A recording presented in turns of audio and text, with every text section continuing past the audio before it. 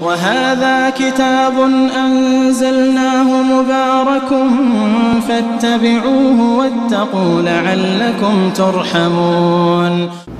الله نور السماوات والأرض مثل نوره كمشكاة فيها مصباح المصباح في زجاجة الزجاجة كأنها كوكب دري يوقد من شجرة مباركة زيتونة